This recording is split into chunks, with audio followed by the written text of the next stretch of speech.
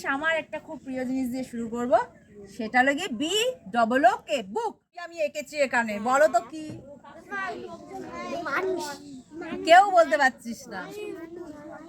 O, দুটো ও, ভালো করে দেখ, দুটো ও না? তো আজকে তোমাদের আমি দুটো ও দিয়ে কি কি শব্দ হতে পারে এবং তার উচ্চারণ কি কি হতে পারে সেগুলো শেখাচ্ছি। এই তোরা ভালো করে শেখ, বাচ্চাদের এগুলো ভালো করে গাইড করে দিবি। আর বাচ্চাদের যখন পড়াবি না, যেন ওরা ইন্টারেস্ট পায়, ঠিক আছে? তুই বললি যে ডবলও পড়াবো, তোমাদের ইন্টারেস্ট পাবে না। এরকম একটু ছবি টবি আঁকবি, ছবি এঁকে বলবি যে এইভাবে ডবলও, তখন না অটোমেটিক্যালি ওরা আনন্দ পাবে এবং তাতে কিন্তু শেখাটা ভালো হবে। তো যাই হোক, তো এই ডাবলর বিভিন্ন রকম উচ্চারণ আছে, ঠিক আছে? সেগুলো তোমাদের আজকে অনেক শব্দ আছে, ডাবলটা ইংলিশে খুব ব্যবহার হয়, ঠিক আছে? প্রথমেই আমি তোমাদের খুব প্রিয় জিনিস, আমার একটা খুব প্রিয় জিনিস দিয়ে শুরু করব, সেটা লাগে BOOK বুক। বলো, বানান কি বললাম?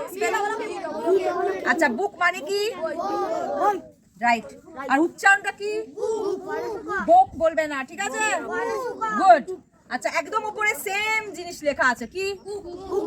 Very good. কুক মানে লিখে ফেলো ঝটপট। তারপর কি লেখা রয়েছে? Very good. ডুর বলবে না, ডবল রয়েছে, কিন্তু উচ্চারণ কি হবে? ডোর। মনে থাকবে, ডোর মানে। তারপর ভেরি গুড। পুর বলবে না বা পোর বলবে না, কি বলবে? পুয়ার। Poor, poor. কে কে আমার সঙ্গে আমেরিকায় যাবে? তাহলে তাদের উচ্চারণটা কিরকম হবে? পুয়ার। কি হবে? গুড। এনিহাউ, জোকস অ্যাপার্ট, এইবার এটা আমি কি লিখেছি বল। এবার তাহলে তাকে আমি অবশ্যই নিয়ে যাব। এই তো পাপিয়া সবার আগে বলেছে, পাপিয়াকে আমি নিয়ে যাব। কুল মানে কি? ঠান্ডা। ঠান্ডা, আর উচ্চারণটা কুল হবে। আর সরস্বতী পূজায় যেটা আমাদের লাগে সেটাও কুল, কিন্তু সেটা ফল, আমরা যেটা বাংলায় কুল বলি, ঠিক আছে? এইবার নিচে কি লেখা হচ্ছে বলো? Very good. জু। জু। জু মানে এক্স্যাক্টলি। চিড়িয়াখানায় কারা থাকে? ঠিক, সব জীবজন্তুদের রাখার জন্য রাখা হয়। এবার বলো তো কেন রাখা হয় ওখানে জীবজন্তুদের? আচ্ছা, একটা জিনিস কি কখনো ভেবেছো, তোমাকে যখন কোথাও ঘরের মধ্যে আটকে রাখা হলো, কেমন হয় তোমার? কেমন লাগে? মনে হয় কতক্ষণে ছুটি পাবো, তাই না? তাই না? তাহলে একটা জিনিস ভেবে দেখো তো, দিনের পর দিন, বছরের পর বছর এই জুতে যখন এই প্রাণীগুলো আটকে থাকে, তাদের কিরকম কষ্ট হয়? কষ্ট হয় তো। এবার তাদের এই কষ্টটা কেন হয় জানো?